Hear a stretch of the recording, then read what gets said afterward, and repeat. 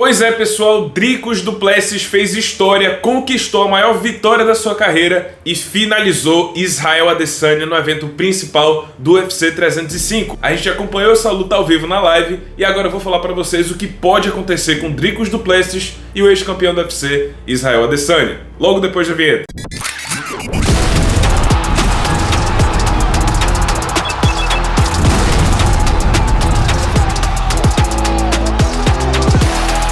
Pois é, pessoal, a maldição do Carlos atacou novamente e Dricus du Plessis venceu Israel Adesanya. Mais uma vez, o sul-africano provou que é o Sam Sulek do MMA. Pra quem não conhece, Sam Sulek é um cara lá do fisiculturismo dos Estados Unidos que não é necessariamente um perito nessa área, no sentido de que a maioria dos fisiculturistas, dos profissionais dessa área, dizem que o Sam Sulek faz tudo errado, que praticamente todos os exercícios que ele faz na academia tá com alguma falha, ele tá fazendo de um jeito meio estranho, que não é o natural, não é o indicado. Só que assim, mesmo fazendo de um jeito considerado errado, mesmo fazendo de um jeito estranho, o Sam Sulek consegue resultados, o cara é imenso. E é por isso que eu batizo o Dricus du Plessis de Sam Sulek do MMA, porque o estilo dele é estranho, é meio heterodoxo, às vezes parece meio errado, meio destrambelhado, mas funciona, ele sabe muito bem o que tá fazendo. E assim, na luta principal do UFC 305, eu posso ter errado o resultado final, mas eu acertei o roteiro. O que a gente teve na luta foram muitas fintas do Adesanya, o tempo todo jogando quadril, ameaçando com chutes, tentando causar reações no Dricus du Plessis. O primeiro round, inclusive, eu achei que o Adesanya venceu. Foi um round, na verdade, bem equilibrado. Durante a live eu pontuei pro Adesanya, só que na pontuação oficial dos juízes,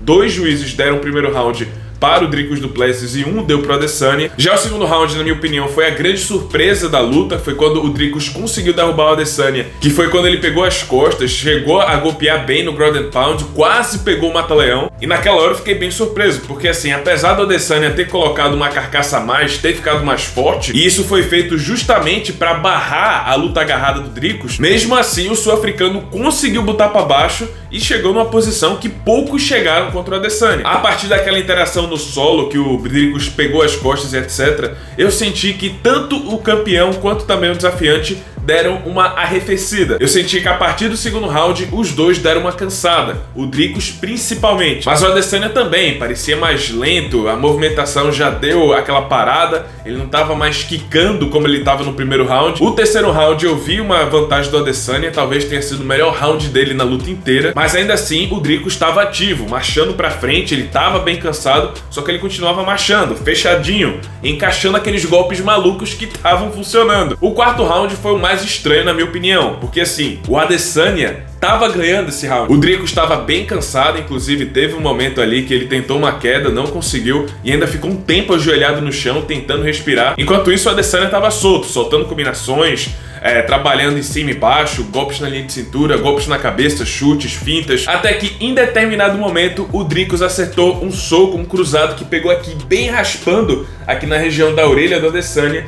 E pra mim, esse foi o início do fim. O Adesanya deu uma balançada, o Dricus começou a ganhar mais espaço na luta, começou a conectar seus golpes, e o Adesanya, meio que de forma displicente, foi fugir do ataque do Dricus e deu as costas. Algo que ele já tinha feito em outras lutas, inclusive fez contra o Kelvin Gastelum, fez até com o Anderson Silva. Só que eu acho que agora o momento não foi o ideal, porque o Dricus estava colado com o Adesanya e quando ele deu as costas, deu a oportunidade do Dricus conectar bem certeiro aqui no queixo do nigeriano. Na coletiva de imprensa pós-luta, o próprio Adesanya disse inclusive que foi estranho, porque na verdade ele nem sentiu o golpe. Ele disse que foi mais um escorregão. Escorregão, knockdown, não importa. Adesanya foi ao chão, o Dricus mais uma vez pegou as costas do nigeriano e pela primeira vez em toda a história do MMA, alguém finalizou Israel Adesanya. Dricus du Plessis então venceu Israel Adesanya por mata-leão no quarto round e defendeu seu cinturão pela primeira vez, se tornando o primeiro campeão peso médio a defender seu cinturão desde julho de 2022,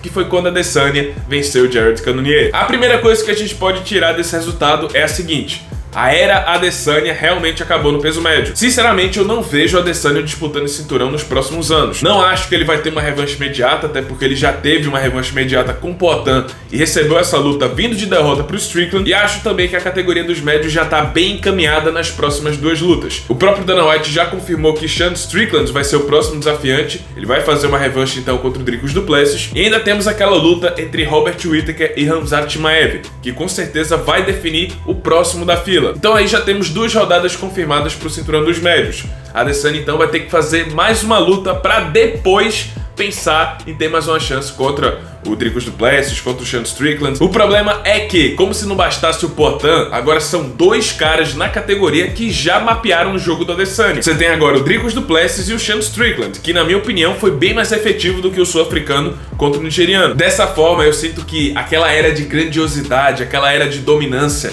aquela era que a Adesanya participava das cabeças do peso médio, eu acho que essa era acabou. Assim como eu também acho que a revanche contra Alex Poatan, aquelas grandes lutas que a gente imaginava pro Adesanya, também acabaram. Pode até parecer meio mórbido o que eu tô falando agora, mas eu acho que a gente tá entrando na fase final, na reta final da carreira do Israel Adesanya. Sinceramente, eu vejo pra ele 2 caminhos, e já comentei bastante um deles. O primeiro caminho é o básico, é seguir no peso médio, enfrentar o próximo da fila, talvez pegar o perdedor de Brandon Allen contra Nassourdine Imavov, ou então pegar o vencedor de Caio Borralho contra Jared Cannonier, então, enfim, pegar o próximo da fila. Já a segunda opção, na minha opinião, é mais interessante, pode trazer uma nova vida para a carreira do Adesanya, que seria subir de categoria, tentar a sorte nos meio pesados, aproveitar que ganhou uma carcaça a mais, tá mais forte, mais musculoso, e tentar trabalhar uma nova história na categoria de cima, novas lutas. Falando nesse peso a mais, eu senti que o Adesanya tava assim um pouco mais lento por causa dessa carcaça maior. Na velocidade do peso médio, isso pode ser um problema, mas nos meio pesados, ter mais força e ter o nível de trocação do Adesanya pode acabar combinando muito bem. A gente tem uma categoria recheada de strikers, a gente tá vendo isso com o Poatan, que já venceu Jamal Hill, Riri Prohaska, vai lutar agora contra o Khalil Rountree. Então acho que seria o melhor passo para Adesanya, tentar recomeçar de novo, tentar dar uma nova vida para a carreira dele e subir para os meio pesados, começar novas rivalidades. Já de início pode tentar uma luta contra o Jamal Hill, por exemplo, ex-campeão da categoria e também o cara da trocação. Quem sabe com 2 vitórias, uma boa vitória, ele consiga uma nova chance contra o Poatan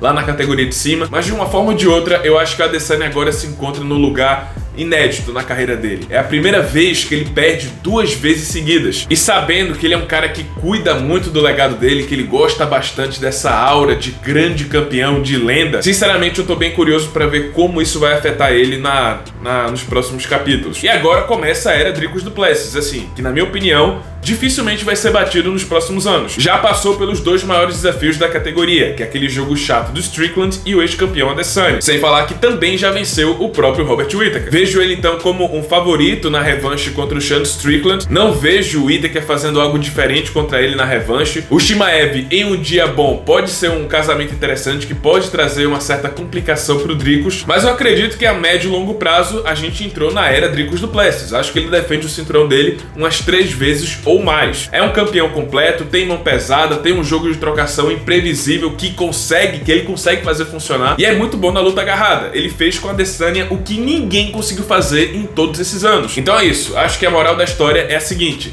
acabou a era Adesanya e agora entramos na era Dricus du Plessis. E é isso, pessoal, esse foi o vídeo, espero que tenham gostado. Se você gostou, deixa seu like, se inscreve no canal, já ativando o sininho das notificações para não perder o próximo conteúdo. E é isso, muito obrigado por terem assistido e até a próxima.